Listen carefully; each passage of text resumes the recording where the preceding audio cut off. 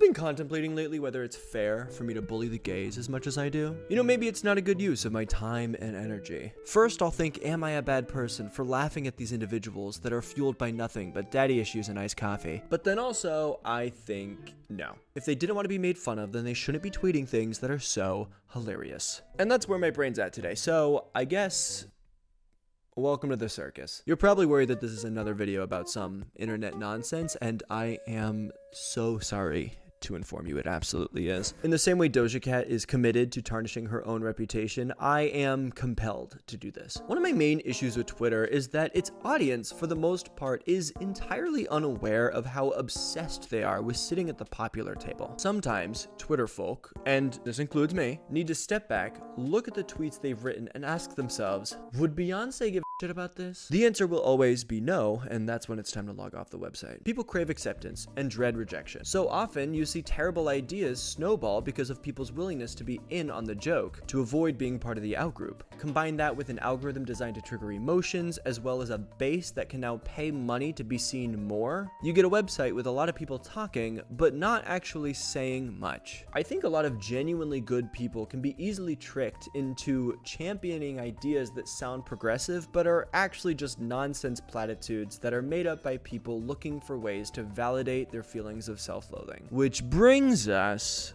to this. Charlie Puth, a man who is as aesthetically remarkable as a Walmart, and a person who somehow managed to look musty in a bathtub. Charles here is being accused of gay baiting the queer community. Just to reiterate, this guy, whose entire brand can be summed up by being Taylor Swift's next ex-boyfriend, is taking advantage of the queer community by masquerading as one of us when he's not. Now, with the drag bans, the anti-trans legislation, the false grooming allegations, and just the general hostility that's lobbed at queer people, I do feel like this complaint may be a teensy-weensy waste of time. But luckily for all of us, wasting time is my favorite hobby, so let's go, girls. Now, what is queerbaiting? Gay baiting or queerbaiting involves taking advantage of someone's trust, creating the facade of a safe environment, and then abandoning them when it's convenient. This is like when Starbucks pulls Pride merch out of certain locations, when Xbox changes their logo to prioritize a new game coming out, or like when Bud Light makes a brand deal with a trans woman, and then when the entire thing blows up in their face, they go completely silent, leaving the trans woman with 100% of the negative press focused directly on them. Essentially, it's hitting the slay button on non-performativity. Now, this term is used to describe corporations and insidious marketing practices because corporations cannot have a sexuality, and they do not belong to any minority class. However, what I see a lot of folks do online is try to take that terminology and apply it to people that they believe are inauthentically appealing to the queer community. And that's where things get messy. But no, Charlie Puth is not queer baiting you. He is simply a twink you want to bang. And it is unfortunately that simple. The thing is, calling out a person for queer baiting is very difficult. People can lie, cheat, mislead, take advantage of your trust, but in order to be gay baited, you would have to know the definitive limits of the sexual preferences of an individual. And sexual preferences are too fluid and vague for some of you to define other people's experience, especially when you only know them through online interaction. Corporations can queerbait because you can't have sex with them, as much as libertarians would like to try. Now, there are plenty of examples of people who have claimed to be queer and then later walk it back. That is queerbaiting, and that is very annoying. But that's not who these gay men are complaining about, are they? Nowhere that I can find has Charlie Puth said he was gay or specifically wants attention from gays. He just happens to fit into a very specific demographic that a lot of gay men feel advertised to. In the same way each demographic of 14-year-old girl has their aesthetically soft boy crush, these celebrities and figures often assume the role of an inoffensive placeholder that girls can apply their fantasies. And with gay men, I think there is an overlap with this kind of appeal. There is a almost effeminate, twinkish vibe that many gay men feel safe communicating their attraction. Men with small frames but more defined features can appeal to men with the fantasy of wanting to be in charge and relied upon, while still displaying enough masculinity to not look like they're in high school. Now, this is just my opinion, but I don't think Charlie Puth is anything more than your typical man that craves attention. I think his look casts a wide net of attraction for men that don't necessarily know whether they want to be daddy or if they want a daddy. Admittedly, I have a hard time taking all these gay baiting claims seriously because instead of the conversation being about performative allyship, it centers itself around lust and sexual content. Allegations and cringe tweets have been lobbed at everyone, from Charlie Puth in a bathtub to men on OnlyFans that don't show hole. And neither of those things have to do with identity. I recently made a TikTok talking about how I don't use OnlyFans anymore because too many folks were charging for access while not disclosing that they only shown unseen content to those people who also tip.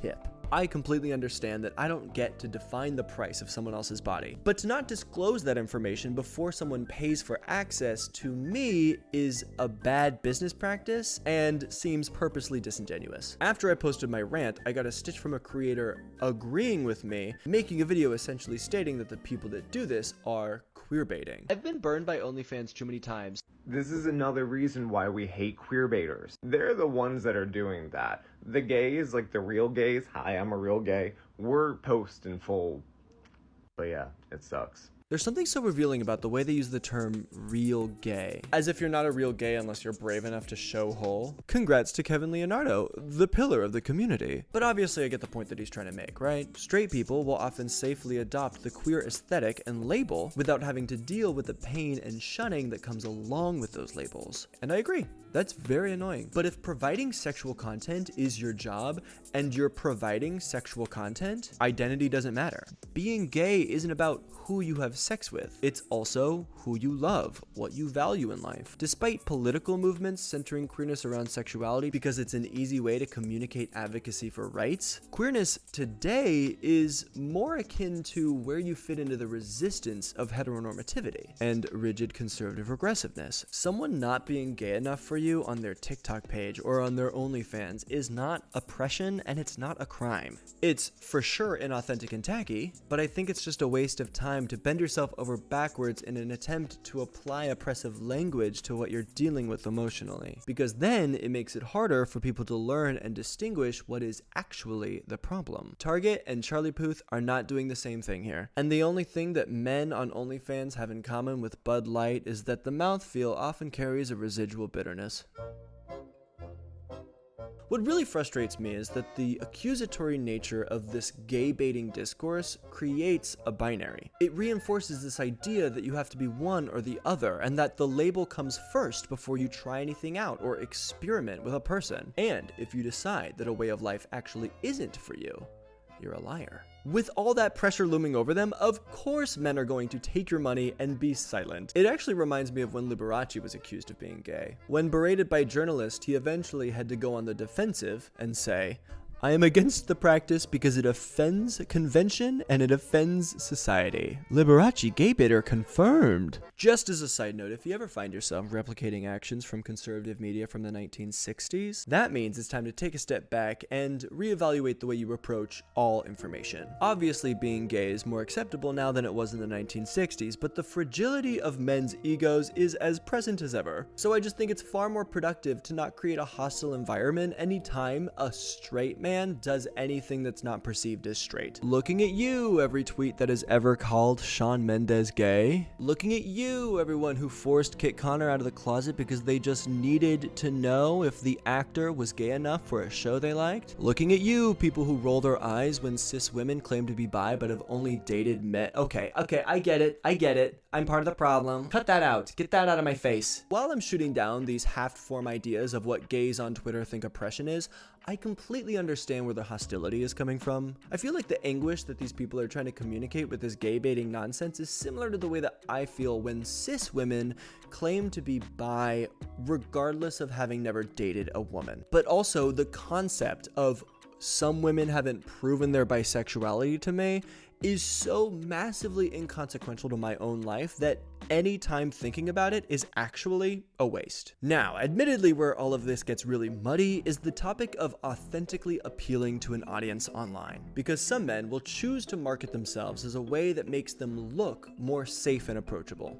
They can wear pearls, cut fruit and ask you about your day, fly around the world filming a documentary with their therapist. These are just some off-the-cuff examples I thought of. I would never imply that any individual that matches that description is a liar. However, if these men are 100% straight like the gays accuse them of being, then gay men aren't the group of people that have to inevitably deal with the losers that like to cosplay progressive aesthetics. Straight women are. Women are the ones that have to date the men who use therapy jargon to make themselves not seem like an aggressive tool. Women are the ones who get hit on by straight men at gay bars because they're looking for a space with less competition. Women are the ones who are stuck with men who are labeling themselves as someone who just wants to talk, when in reality it's just a new avenue for creating content. I can't help but think that these men that are throwing out words like gay baiting are looking for a way to make an issue about themselves because it makes them feel more important. It's just like how men ruined the word himbo. You know what? Speaking of, stupid rant, everyone, I have a stupid rant coming.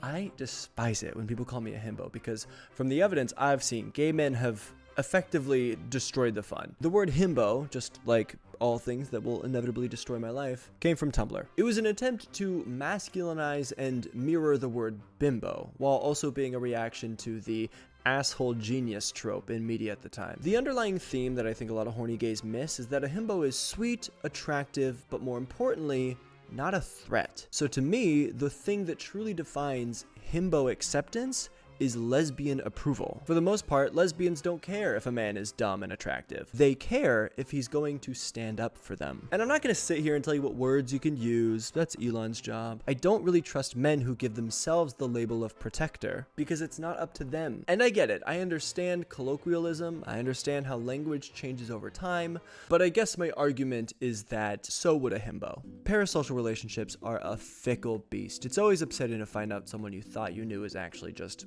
not that great. But it also isn't fair to put expectations on them when the creator has not agreed to that relationship. Charlie Puth owes you nothing more than his mediocre content. And as someone who makes mediocre content myself, I've been accused of gay baiting. So either I'm the epitome of masculinity, or the subject is overrun with people who aren't really paying attention. I think a lot of gay men don't realize how much they have in common with straight men. In the Venn diagram of life, gay men looking for acceptance and straight men looking for attention is basically a circle. Straight men will go around painting their nails and wearing pearls on their necks the same way piles of twinks will call themselves dolls while going to warehouse parties to drink their vodka cranberries listening to the worst song you've ever heard. And I don't think it's my position to judge how authentic either of those actions are, but I do think it's suspicious that gays on Twitter don't see the irony in calling out culture vultures. And I'm not saying you have to be perfect to critique something, but as the proverb goes, he who is without appropriation among you, send the first tweet. Not to mention,